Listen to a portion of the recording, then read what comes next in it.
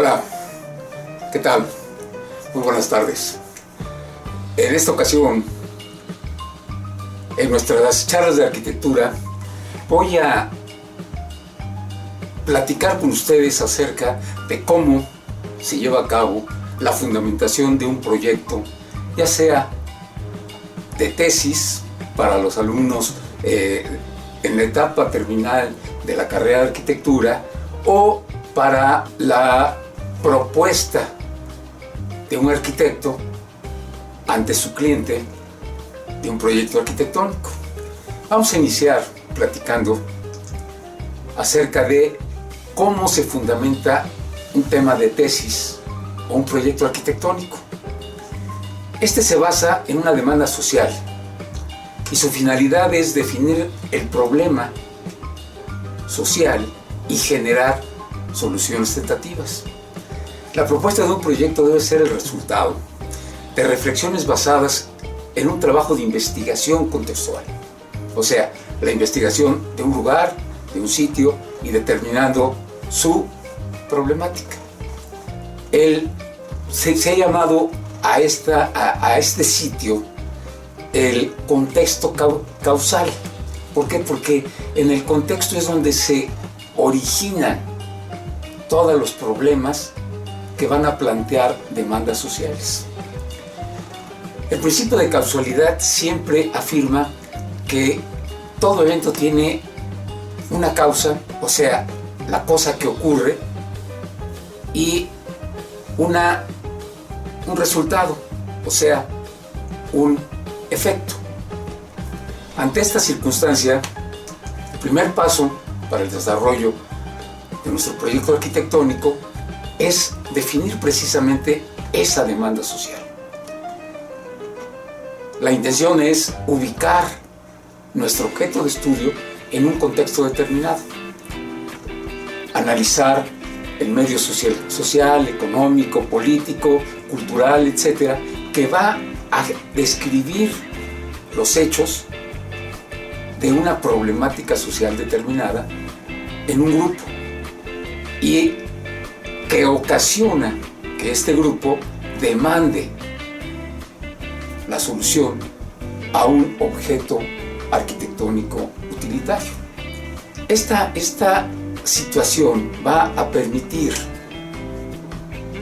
al alumno o al arquitecto, ¿sí?, definir de manera lógica, crítica y razonada una solución, ¿sí?, a ese problema social.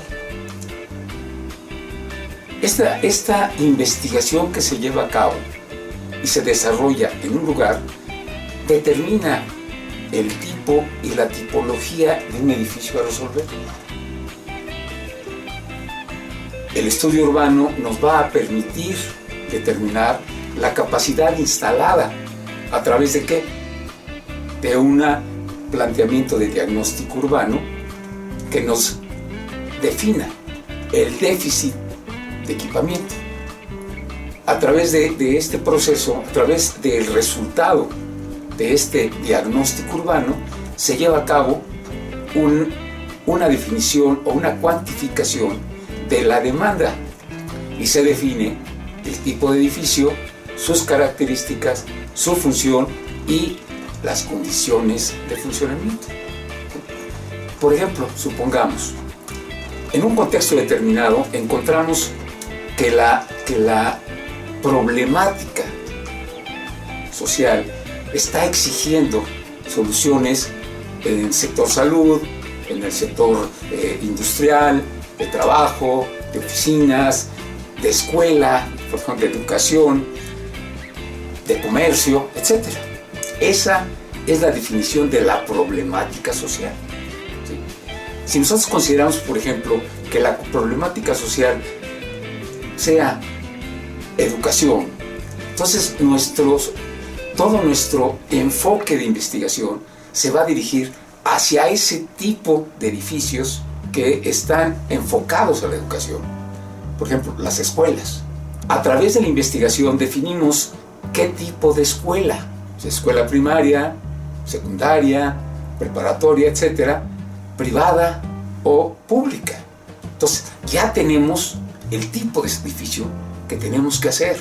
Va a ser una escuela primaria, pública, en ese sector, ¿sí? A través de eso, nuestra obligación como arquitectos es definir el tamaño de la escuela. ¿Y cómo lo vamos a definir? Pues precisamente investigando al tipo de usuarios al que va dirigida la escuela, ¿sí? Entonces, vamos a encontrar en ese contexto el número de usuarios, su actividad, su ocupación, su género, su edad, sus características físicas, los niveles socioeconómicos, las costumbres, el nivel cultural, etc. Y eso nos va a definir el tipo de escuela y para qué tipo de alumnos vamos a definirla, ¿sí? Entonces, para saber exactamente cuál es el tamaño de la escuela, hay que recordar que los arquitectos trabajamos con datos del pasado, ¿sí? Para solucionar problemas actuales y entregar la solución a futuro.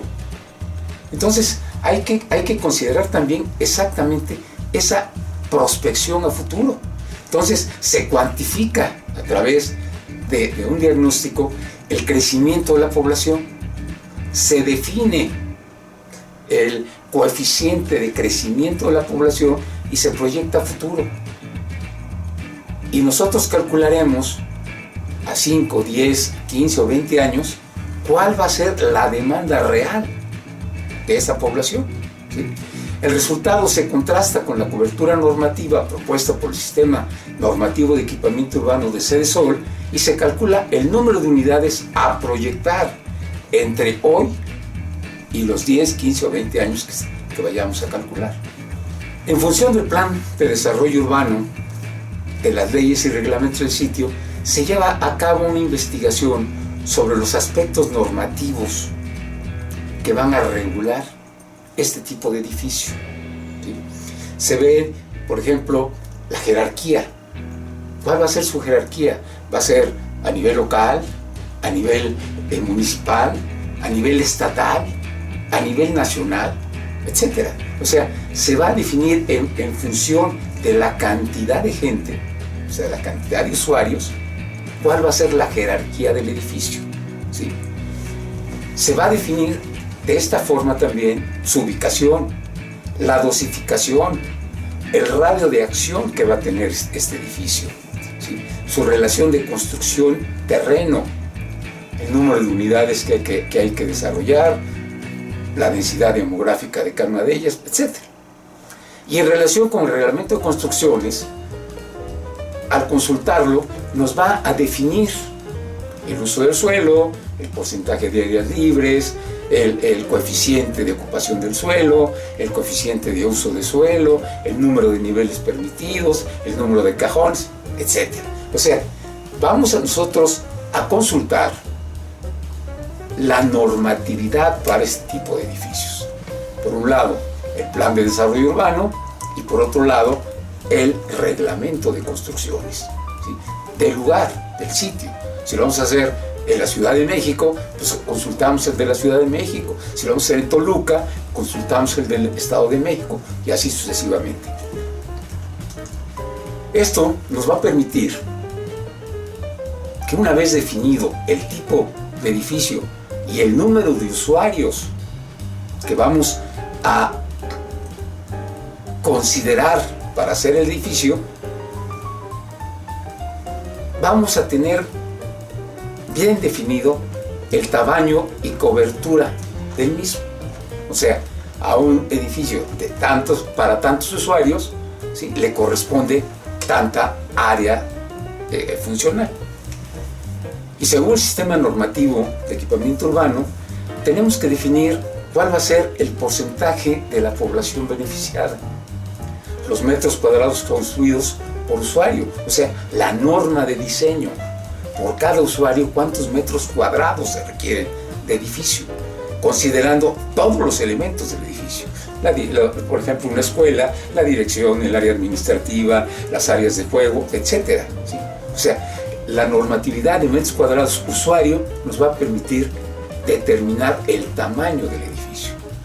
Un factor que generalmente en el ejercicio académico se va a definir al final, ¿sí? Se va a calcular lo que se proyectó y se va a definir la cantidad de metros cuadrados construidos. Aquí lo que tratamos de hacer es, previo a proponer cualquier solución gráfica, tener ya la seguridad de lo que estamos proponiendo. Entonces, metros cuadrados construidos es la norma de diseño. Aquí también vamos a considerar la relación que hay entre los metros cuadrados construidos y los metros cuadrados de terreno que se requiere.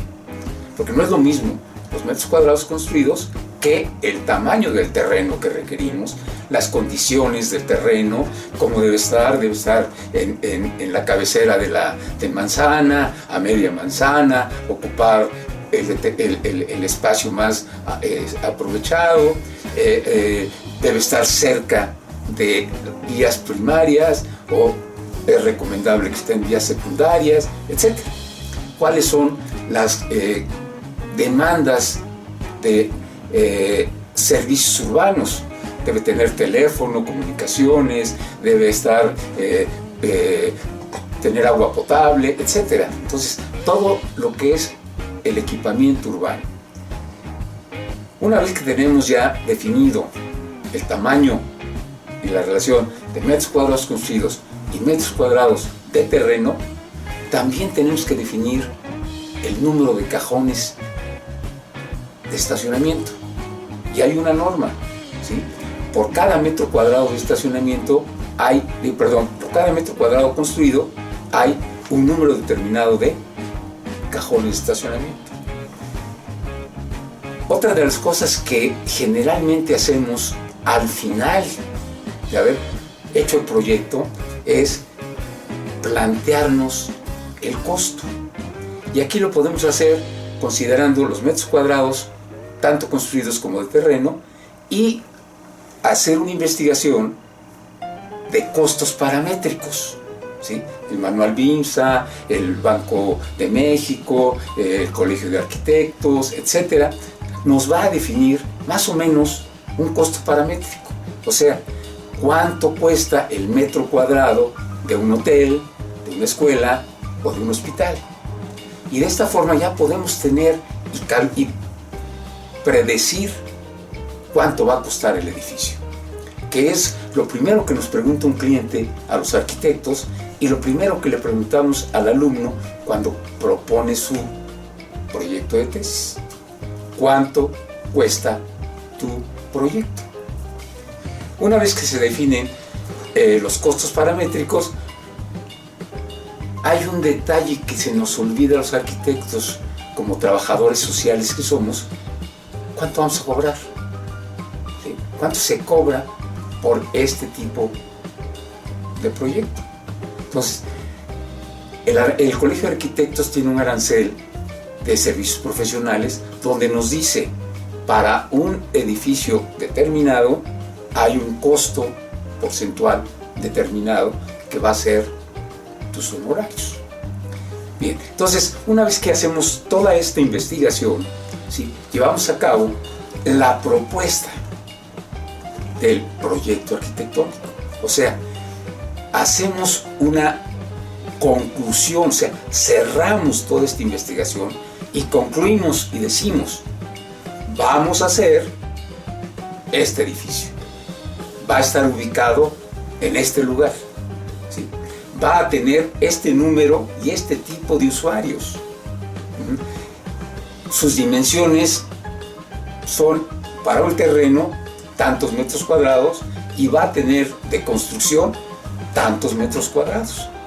A través de la investigación de los costos paramétricos, pronosticamos, ¿sí?, o sea, un supuesto del costo final de la obra.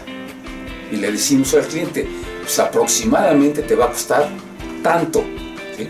Determinamos el número de cajones construidos y hacemos un planteamiento de lo que van a ser las actividades que se van a desarrollar en el edificio. Y como final, ahora sí, como final, pues planteamos cuánto vamos a cobrar, ¿sí? Apoyados en el arancel de actividades profesionales del Colegio de Arquitectos, ya sea de la Ciudad de México, del Estado de México, del Estado de Coahuila, del lugar donde vayamos a trabajar.